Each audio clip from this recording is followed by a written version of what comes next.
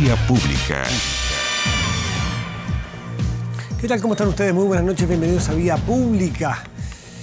Durante esta jornada, el presidente Sebastián Piñera promulgó, mediante una videoconferencia, la ley de teletrabajo, que regula el trabajo a la distancia. Como ya hemos aprendido rápidamente el concepto con la práctica en los últimos días, muchos de nosotros. Esta iniciativa, que fue ingresada al Congreso el año pasado, mire el contexto en que entró una ley. Ni nos enteramos, ni sabíamos mucho los detalles, ni le dábamos ninguna urgencia. Bueno, hoy día sí lo es, ¿no? Permitirá proteger el derecho de los trabajadores y a la vez otorgarles una mayor libertad, porque han de saber ustedes que el teletrabajo es anterior al coronavirus. Ahora se masificó, ahora se hizo necesario, en algunos casos urgente, como alternativa única, ahora, en las últimas semanas. Pero hay mucha gente que viene teletrabajando hace rato.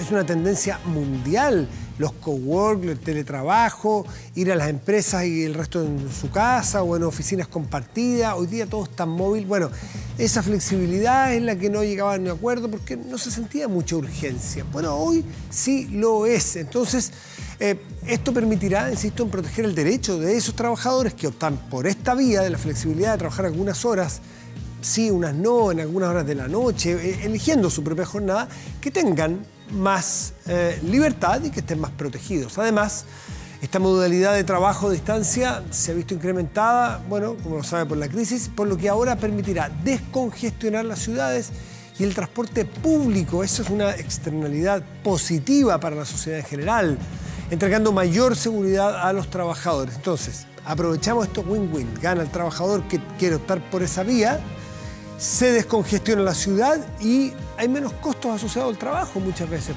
Una persona que hace un trabajo en una oficina todos los días, a una hora de su casa, sentado en el mismo escritorio, en un computador, bueno, la modernidad le ha permitido hacerlo un porcentaje de ese tiempo al menos en su casa. Pero no por eso tiene que estar más desprotegido, porque la modernidad no solamente tiene que ver con los computadores que usamos ni las bandas anchas, la modernidad también tiene que ver con los derechos y deberes modernos. La propuesta de esta nueva ley establece que los insumos necesarios para desempeñarse desde la casa o donde elija el teletrabajador deben ser con cargo al empleador, ¿sí? Del empleador, y también su mantención. Además, con derecho a desconexión posterior al horario de trabajo o a los horarios que se definan. Es decir, yo voy a trabajar en las mañanas 3 horas, en las tardes 5 horas, después de... en fin. Pero el resto tengo derecho a la desconexión. No porque esté en mi casa todos los días pueden estar ubicándome todo el rato. No. Estas son cosas que va a costar setear la cabeza, pero se puede lograr perfectamente. En caso de registrarse un accidente laboral en el hogar, mire qué importante, se contará con respaldo de la mutualidad respectiva, en las mismas condiciones que si acudiese presencialmente al trabajo. O sea, nos despojamos de rigideces que son ridículas, que son de otro siglo. Usted se enfermó en la casa, lo siento, no estaba en el trabajo. ¿Qué tiene que ver si yo estaba trabajando? Bueno, todas estas cosas las trae esta nueva ley. Con todo, de común acuerdo con el empleador, el trabajador puede retornar a la jornada normal si así lo decide en el futuro. ¿Qué le parece? Está bien, ¿no? Bueno, vamos a la pregunta del día. La pregunta del día es si deben las autoridades adelantar el toque de queda como lo hizo Rapa Nui. Rapa Nui ya no está desde las 10 de la noche, está desde, me parece que de las 2 de la tarde. Bueno, hubo un caso, se descubrió un caso en Rapa Nui, caso único, que era un caso además que no tiene trazabilidad clara. Decidieron alargar, tener una jornada mucho más larga de toque de queda, no como en Santiago, o sea, perdón, el resto del país, que es de las 10 de la noche, ya estamos en toque de queda, hasta las 5 de la mañana. ¿Qué le parece a usted? ¿Debe adelantarse el toque de queda para el resto del territorio como se está haciendo en Rapa Nui? Ahí está la pregunta, usted puede responder. Vamos a la mesa. Otro de los temas del día, pues. Otro de los temas del día tiene que ver con, también con la situación. ¿A cuál cámara? ¿A esas dos? ¿Sí? Tiene que ver con las licencias médicas, tiene que ver con la condición, también en el contexto del coronavirus, de la forma de trabajar o imposibilidad de trabajar. Ya sea porque está con sospecha, ya sea porque está esperando el resultado del test, o bueno, obviamente si ya le dieron el resultado y es negativo y tiene que estar en cuarentena, naturalmente ahí es de sentido común suponer que tiene, ¿no es cierto?, una licencia. Pero Esto es parte de lo que recomienda la Organización Mundial de la Salud, así lo ha indicado el ministro. Y vamos a conversar con Patricio Mesa, que es el vicepresidente del Colegio Médico. Patricio, buenas noches, gracias por recibirnos. Ahí está. Muy buenas noches, Matías. Muchas gracias por la invitación. Nada, pues nos gustaría entender mejor cuáles son los contextos nuevos en los cuales puede regir una licencia médica.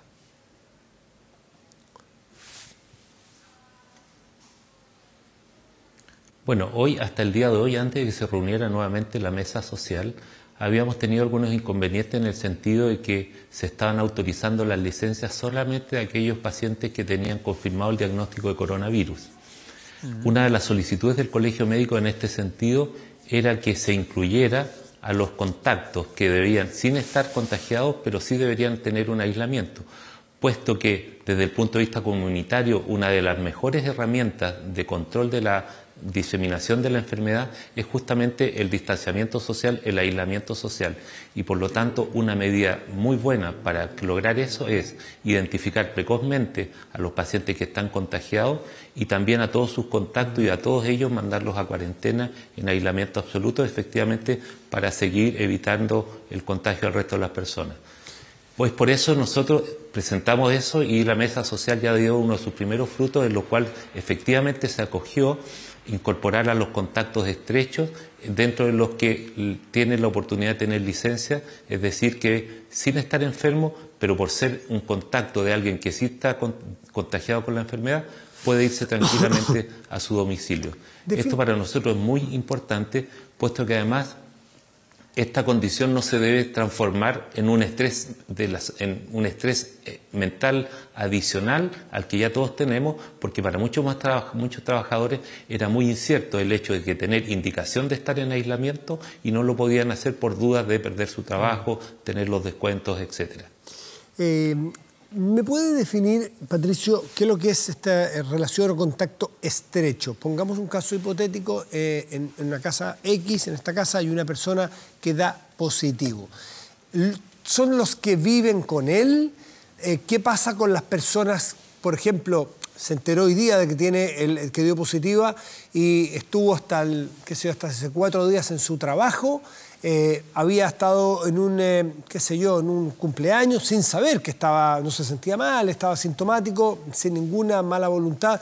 Estuvo en un cumpleaños cuando todavía no estaba decretada esta cuarentena voluntaria bastante masiva, sino que era normal hacerlo. Esa persona también, ¿cuáles de todas esas personas pueden gozar de una licencia? Claro. Bueno, todo esto está explicitado claramente en un ordinario del Ministerio de Salud, donde se relata cuáles son los contactos o cuáles son las personas que deben mantener precauciones en una etapa 4 como en la que estamos hoy en nuestro país. Y en esto están definidos 3 grupos de alto riesgo. Las personal de salud que ha atendido a una persona contagiada o contacto de ella sin haber tenido los elementos de protección personal adecuados.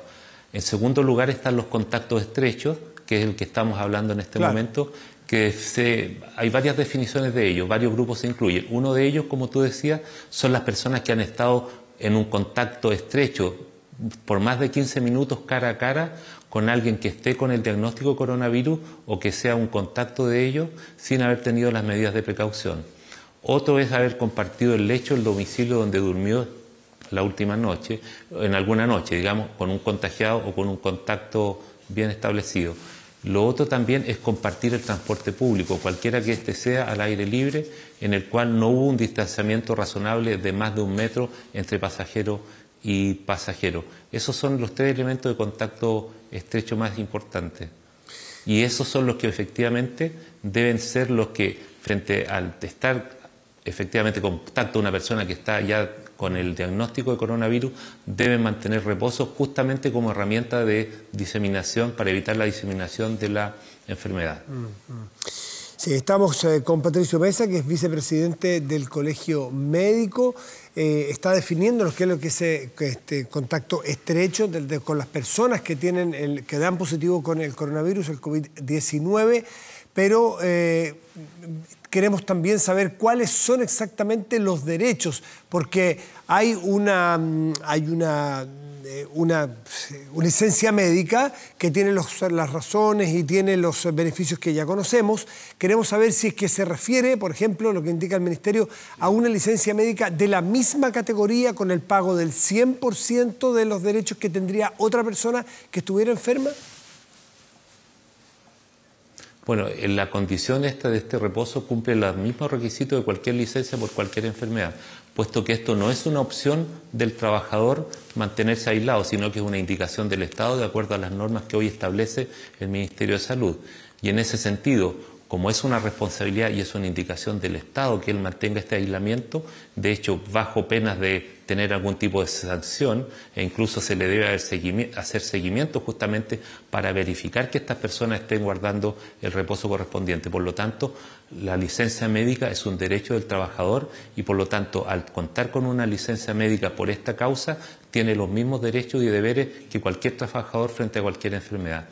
El otro, perdón, me había olvidado, una de las causales, una de las definiciones también de contacto estrecho es toda aquella persona que ha compartido en una reunión durante más de 2 horas en un lugar cerrado, durante más de horas con alguien que haya estado con la enfermedad o que sea un contacto de ella. Perfecto. Y por lo tanto, como les digo, lo que se logró en la mesa de trabajo social hoy es muy positivo, puesto que todos nosotros debemos tener la tranquilidad que si estamos con la enfermedad o somos contacto de alguno de ellos, efectivamente tendremos la posibilidad de hacer, con todos los beneficios que la ley implica, del reposo correspondiente para evitar la diseminación del virus.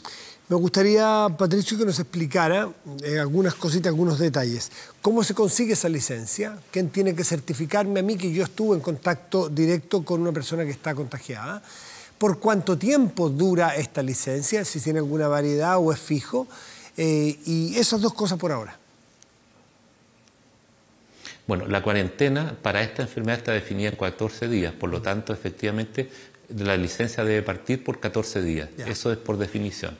Ahora, cuando la persona tiene el diagnóstico, la confirmación en la mano de que está infectada del virus, con eso no es necesario que el paciente vaya a la entidad correspondiente donde el médico para que le extienda la licencia, sino que puede ir alguien que no tenga indicación de aislamiento con el carnet de la persona y con el resultado del examen. Y con eso se le puede extender automáticamente la licencia por los 14 días correspondientes. De igual forma, los que han sido contactos de esta persona también van con el examen que lo confirma y en ese caso la autoridad sanitaria va a avisar o no esa licencia médica. Patricio, ¿a dónde tengo que ir? Si una persona, no es el caso, hipotético, una persona en mi casa tuviera el coronavirus, yo vivo con esa persona, me voy en fin, ¿voy con el certificado de ella o va alguien con el certificado de esa persona? Porque yo la idea es que también me quede en mi casa, si es que hay alguien que está...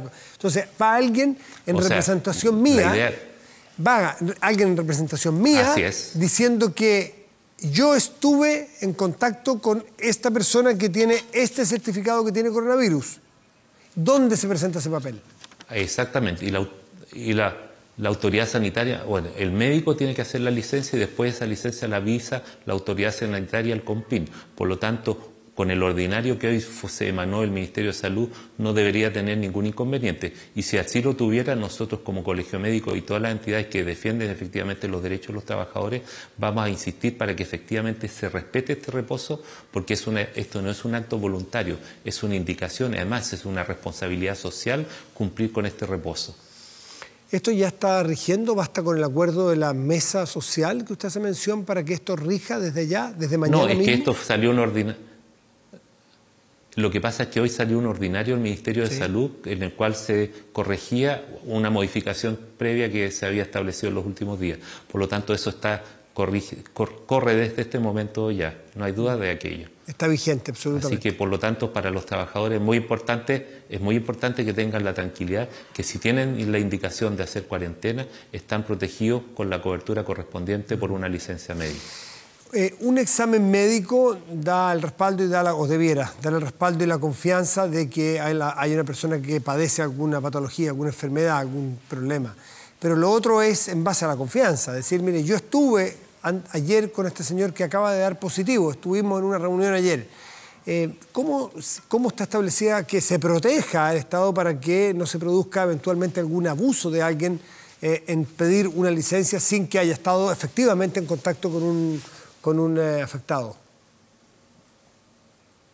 Bueno, eso es un riesgo que corremos, pero obviamente por eso mismo la autoridad sanitaria, el CONPIN, tendrá que velar efectivamente por hacer un análisis de que el antecedente que está refiriendo el contacto es real. Si es una persona que viven juntos, efectivamente es muy fácil también determinar, por ejemplo, si aparece un conductor de la locomoción colectiva, que aparece un conductor de la locomoción colectiva y yo iba en ese bus o en ese carro del metro, efectivamente, ahí se define si fue un contacto estrecho y obviamente si se justifica nuestra licencia. ¿Es el Pero CONPIN el que tiene que hacer en una esa situación, la autoridad sanitaria, claro. Ellos determinan y yo creo que no debería haber problema. Pero en este sentido, nuestro llamado también a nuestra sociedad, a todos nosotros, que en esto tenemos que ser súper responsables, en el sentido que estamos viviendo una crisis que tiene un alto costo económico, pero la idea es que los recursos los utilicemos justamente en el resguardo colectivo e individual de las personas que están enfermas. Sí, Patricio, lo que ocurre es que nuestra sociedad hace un buen rato, por varias denuncias periodísticas reales,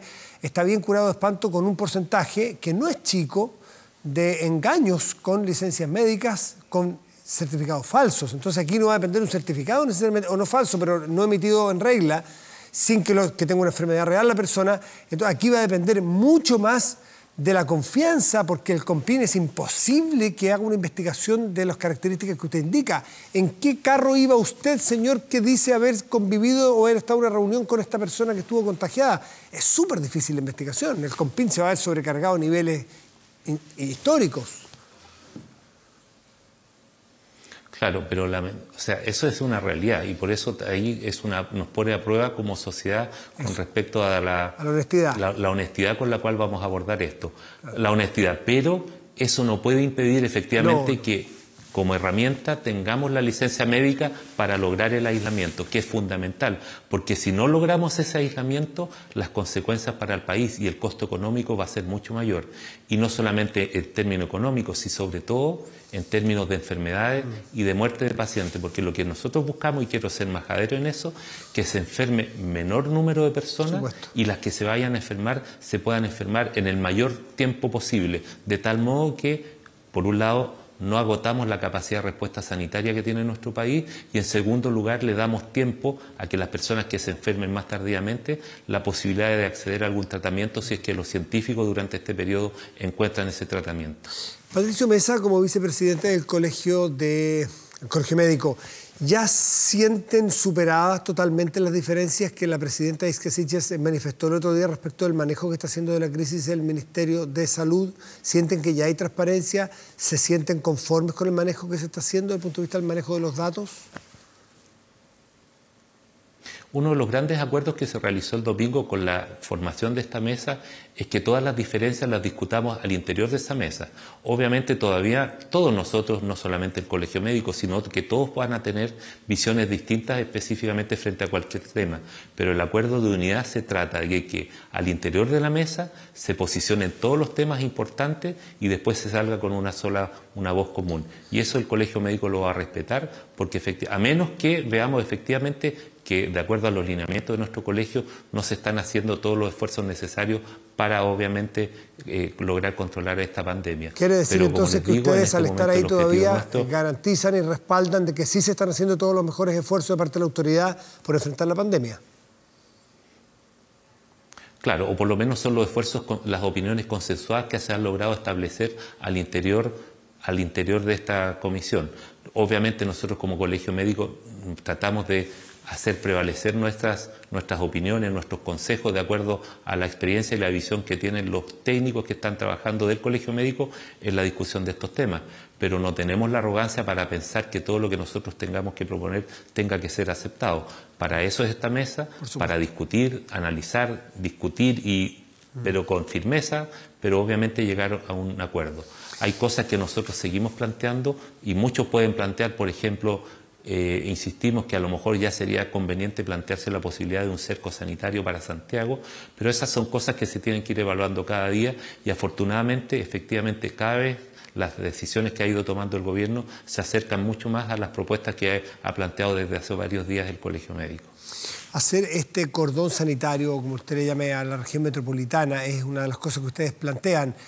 ¿Cuántas personas o qué porcentaje de esa mesa está de acuerdo con eso y cuántos días puede faltar para una medida de esa magnitud? Bueno, aparentemente la mayoría, de hecho, una de las personas que forman el comité de expertos, que es del colegio que está establecido en el Ministerio de Salud, hoy opina que ya deberíamos, incluso más que un cordón sanitario que está definido en las fases que el mismo Ministerio de Salud, el gobierno determinó para abordar el tema de la pandemia, también estaría de acuerdo y ya plantea que se podría plantear para Santiago una cuarentena de 3 semanas. Nosotros creemos que todavía podemos lograr controlar la pandemia con un cerco sanitario en Santiago, pero además con una limitación de la movilidad social, es decir, con un control estricto de que las personas que salgan a la calle sean aquellas que tienen que hacerlo estrictamente por estar cumpliendo un rol de bien común, como por ejemplo el personal de salud, bomberos, carabineros, transporte público, etcétera, o los locatarios de farmacia, de supermercados, de tal modo que no se corra el riesgo de desabastecimiento de la comunidad.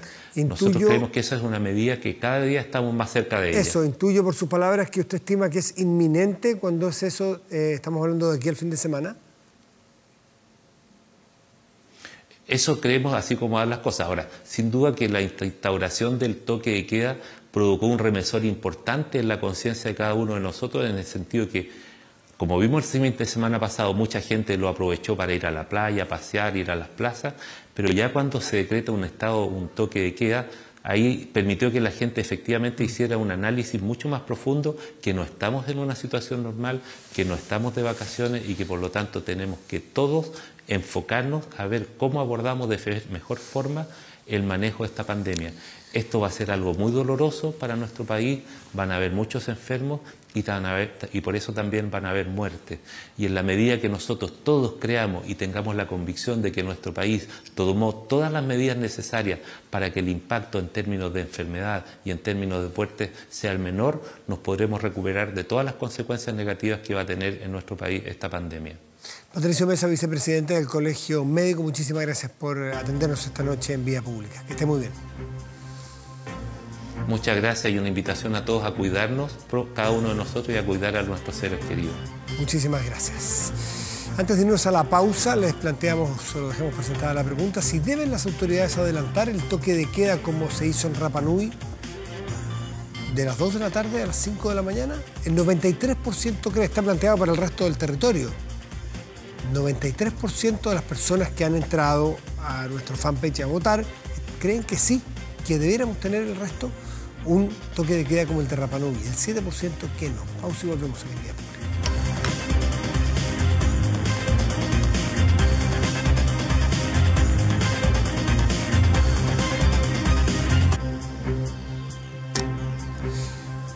Ya estamos de vuelta aquí en Vía Pública y uno de los temas con los cuales iniciamos el programa de hoy tiene que ver con esta nueva regulación, con esta nueva ley de teletrabajo, una ley laboral que ha sido conversada por mucho tiempo, pero para ser bien franco, nadie le había tomado tanto el peso, la importancia y la urgencia que le toma ahora con la crisis. El teletrabajo se impuso como una realidad, como una necesidad, pero pese a que la ley había sido presentada hace un año aproximadamente, no se había entrado en la discusión de fondo y ahora se acelera y tenemos ley. Presentamos a Juan Bravo, que es investigador de Claves UC. Juan, buenas noches y gracias por recibirnos en tu casa. Hola Matías, muy buenas noches. ¿Cómo estás? Bueno, cambia en cantidad el teletrabajo, pero hace rato que se venía desarrollando y con fuerza en el mundo y en Chile, pero ahora además tiene un marco legal distinto. Quiero que nos cuentes primero cuáles son los alcances de esta nueva ley. Sí, efectivamente, esto es algo que se venía practicando, pero muy poco, la verdad, en Chile. Las cifras, previo a que el gobierno presentara el proyecto de ley, el año 2018, hablaban que en Chile apenas un 0,4% de los trabajadores efectuaba esta modalidad de trabajo, lo que se compara con cifras de en torno al 5% en Estados Unidos o incluso cerca del 10% en Europa. Por lo tanto, si bien existía en la práctica, la verdad es que es una fórmula muy poco utilizada salvo ahora que por las circunstancias excepcionales que estamos viviendo se tuvo que empezar a implementar más forzadamente. Ahora, esto es muy, muy importante porque efectivamente nuestra legislación, si bien reconocía el teletrabajo, lo único que hacía la ley es que decía que este formato no estaba sujeto a la limitación de jornada, o sea, que no estaba sujeto a la jornada de 45 horas semanales de jornada ordinaria, era lo único que establecía y no había regulación y por lo tanto eso ponía incertidumbre justamente para poder usar este tipo de formato de empleo, porque ¿qué pasa en caso de accidente?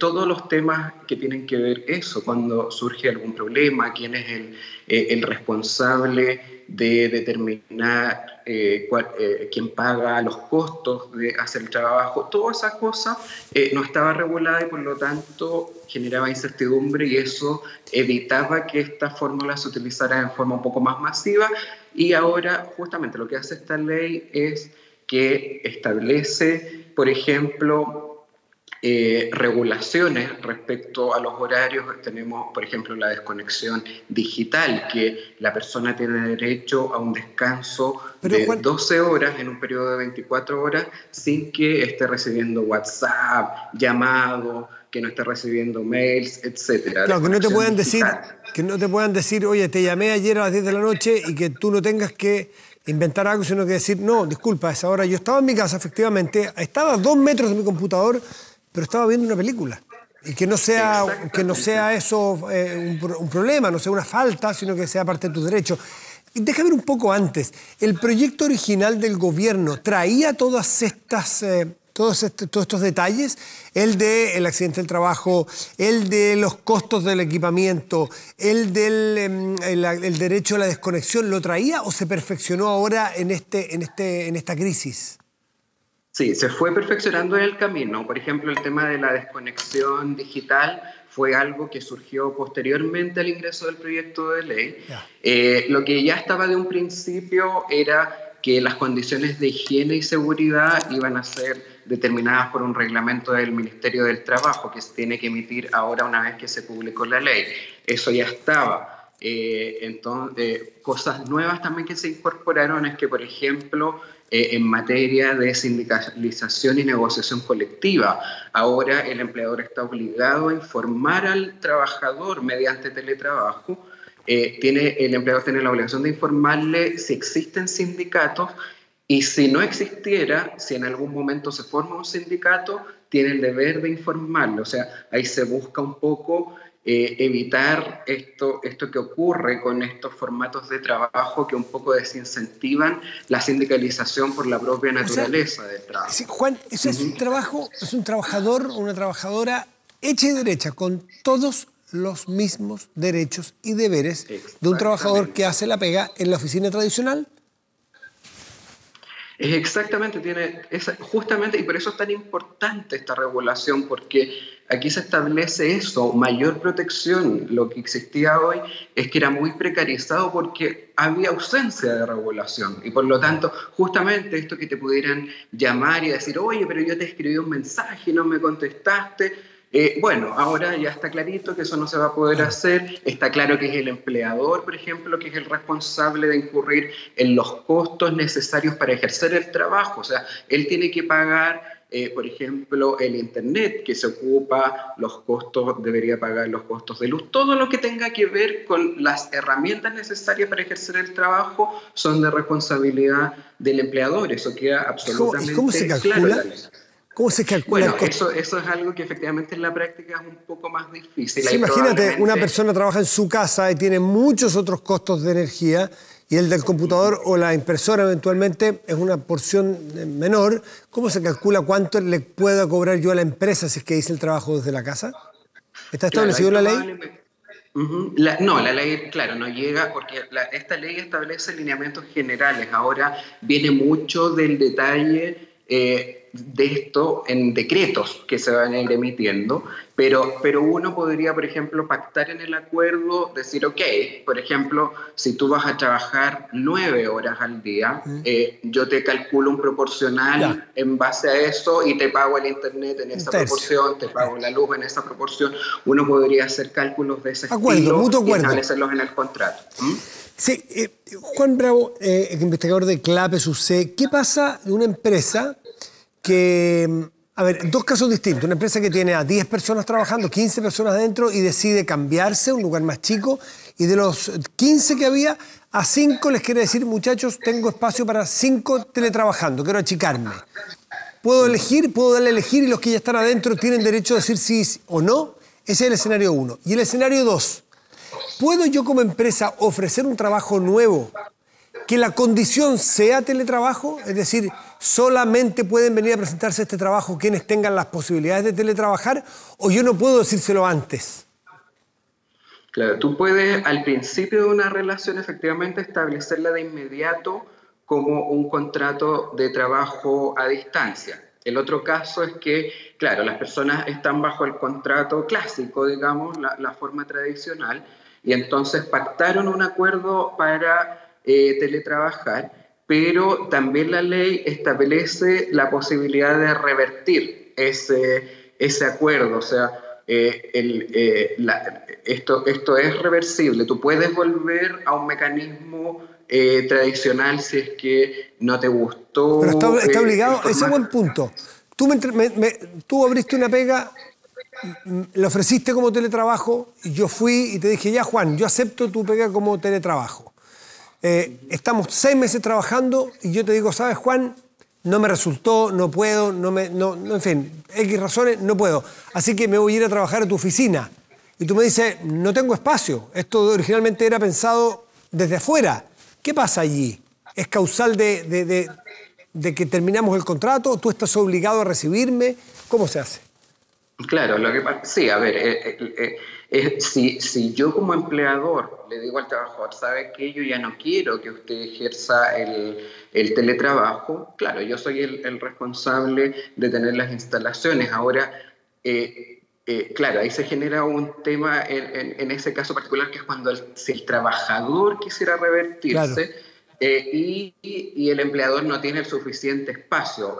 Sí, el empleador estaría obligado a recibirlo, porque, claro, la ley sí establece que esto es, la reversión puede ser unilateral, por lo tanto bastaría con la voluntad del trabajador para volver al esquema original y efectivamente ahí tendría la obligación el empleador de tener ese espacio.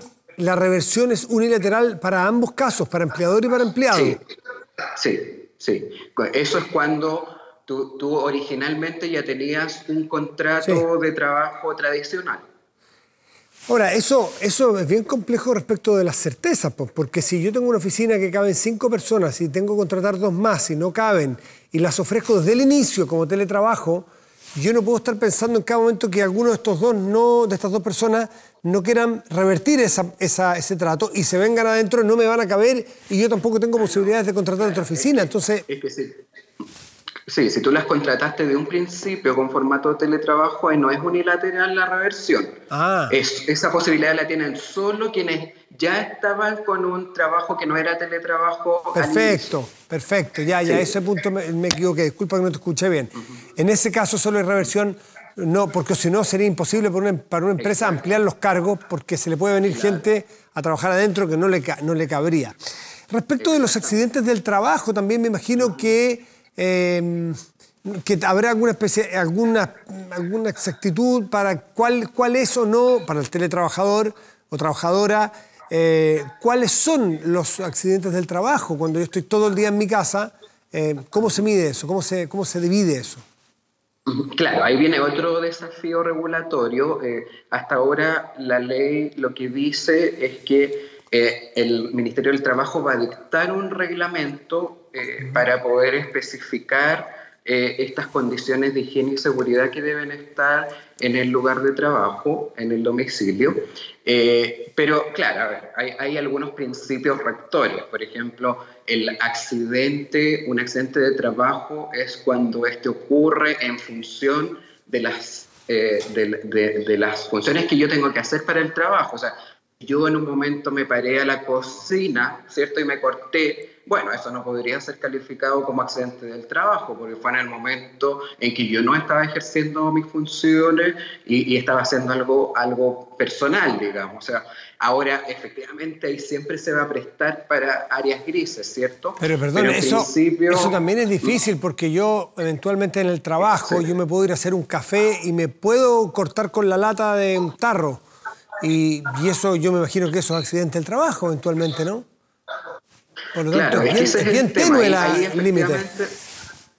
Claro, hay áreas grises, y esto no es, efectivamente en la práctica hay cosas que no son tan fáciles de dirimir, y eso es parte justamente un poco de la incertidumbre que ponen estos formatos de trabajo a distancia, que al no estar en el lugar físico de trabajo cuesta, ¿cierto?, definir un poco ciertas áreas. Juan, ahora te quiero preguntar como investigador clave SUSE, me imagino más que la cosa micro, que los detalles de la ley y los puntos más grises, más complejos. ¿Cómo ven ustedes el impacto a la economía que pueda producir esta nueva ley de trabajo a distancia? Sí, a ver, el impacto es bastante relevante en el sentido de que permite aumentar la participación laboral de ciertos grupos que hoy están fuera de la fuerza laboral. Ese probablemente es el impacto más potente. O sea, hay personas que deciden no participar del mercado laboral porque tienen que conciliar sus responsabilidades familiares, porque tienen dificultades de desplazamiento. Hay una serie de razones que quizás las personas estarían disponibles para trabajar, pero por esas dificultades al final deciden desistir y no participan. Por ejemplo, cuidar a un adulto mayor en la casa. Tienen que cuidar a un adulto mayor y no puedo ir a trabajar. Exacto, tú podrías trabajar eventualmente, quizás no una jornada completa, pero sí trabajar algunas horas y hacer algunos ingresos, ¿cierto? Mientras tú cumples con tus otras responsabilidades en el hogar. O personas que tienen dificultades de desplazamiento también. Hay gente que tiene... Sí. Juan, tengo la impresión de que esto por fin puede ayudarnos a emparejarnos con otros países en el acceso femenino al mercado laboral, por ejemplo, que estamos requetecontra en deuda dentro del concierto latinoamericano y para qué decir mundial, ¿no? Aquí probablemente nos va a ayudar a ponernos más al día. Sí, totalmente. Esto es parte también de una agenda de equidad de género, por cierto, porque ayuda a hacer las conciliaciones. Ahora, y por eso hay quizás también comunicacionalmente es importante que no se venda esto como una medida que es para la mujer, porque cuando yo digo que el teletrabajo es para la mujer, estoy diciendo que es ella la que tiene la responsabilidad de hacer las conciliaciones trabajo-familia. Sí, pues sería un micromachismo ahí. Habría un micromachismo decir, se hizo esta ley para las mujeres porque justificaría que las mujeres son las que se tienen que quedar cuidando a alguien. Y eso no es así. Exactamente. Por lo tanto, aquí hay que promoverla como un formato de trabajo que permite la conciliación trabajo-familia para todos aquellos que tengan esas responsabilidades y no para la mujer. Entonces, pero efectivamente esto ayuda a las conciliaciones y por lo tanto hay un elemento muy, muy positivo también. ¿Hay proyecciones de aumento en la masa laboral chilena con una ley como esta en el mediano y largo plazo o no? ¿Se pueden hacer proyecciones? Sí, mira, por ahora como todavía no tengo cálculos, porque claro, no basta, hay algunos cálculos gruesos que ha hecho el gobierno, por ejemplo, decía, mire, aquí hay alrededor de 780.000 personas que están fuera de la fuerza laboral, ya sea por razones de cuidado, de enfermedad o porque la distancia no les acomoda. Ahora, ese es un techo porque muchas de esas personas no quieren participar del mercado laboral, por lo tanto ahí tiene que hacer una depuración con los datos y decir, ok, de todas esas personas, ¿cuáles estarían disponibles para trabajar con este nuevo... cuando esa barrera no existiera? Claro.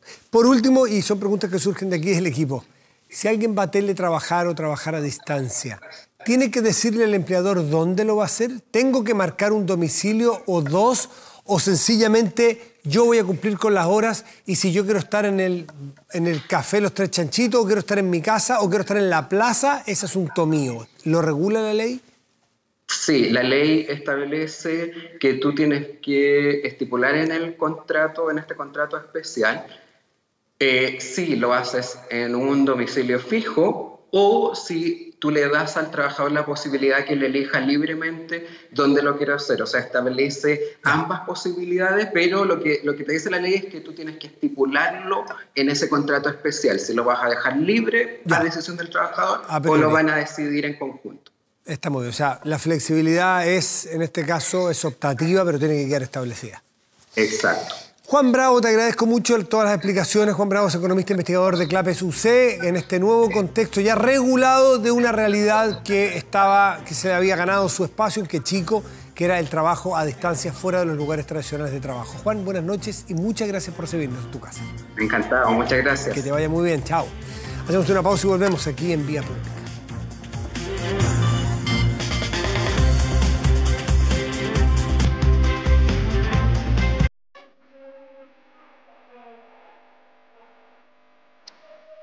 Ya, estamos de vuelta, sí, estamos de vuelta. Ahora sí estamos de vuelta y les mostramos de inmediato el resultado de la pregunta que les invitamos a participar. Si es que estaría de acuerdo con ampliar para el resto del territorio el toque de queda que está impuesto en Rapa Nui, que es de las 2 de la tarde, disculpe aquí, desde las 2 de la tarde hasta las 5 de la mañana, y el 97% de esas personas, esto no es una encuesta científica como para decir que el 97% del país, pero impresionante, nunca lo he pensado, ¿no? Toque de queda, algunos piden. Bueno, vamos al 24horas.cl, nuestro portal de noticias. Hay cambio de hora y el gobierno confirma fecha del cambio de hora por coronavirus. Ayudará a quienes salgan de sus casas. Vean los detalles en nuestro portal de noticias. La temperatura en este momento en la región metropolitana es de... El termómetro marca exactamente 17 grados con 3 décimas y el cielo está despejado. Para mañana y pasado en esta región, es decir, miércoles y jueves, tenemos despejado máxima 28 y despejado máxima 28, exacta la proyección del tiempo, máxima proyección del tiempo para miércoles y jueves en esta región. Veamos qué ocurre en otras regiones.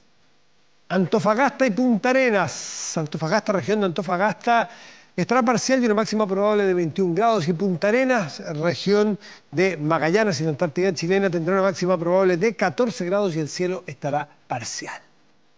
En un día como hoy, pero en 1983, nació Alex Banter, cantautor nacional que alcanzó la popularidad tras liderar la ya extinta banda Teleradio Donoso, ¿se recuerda?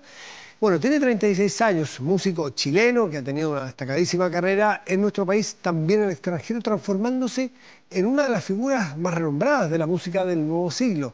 Con 3 producciones de estudio, destacan sus trabajos con otros artistas nacionales como GP, por ejemplo, sus premios Pulsar, 2 nominaciones a los premios Grammy Latino, ni más ni menos. Incluso se presentó este año en el Festival de Guaso de Olmué con ¿Cómo puedes vivir contigo mismo?, de Alex Banter. Con él despedimos hoy Vía Pública. Muy buenas noches y gracias por venir.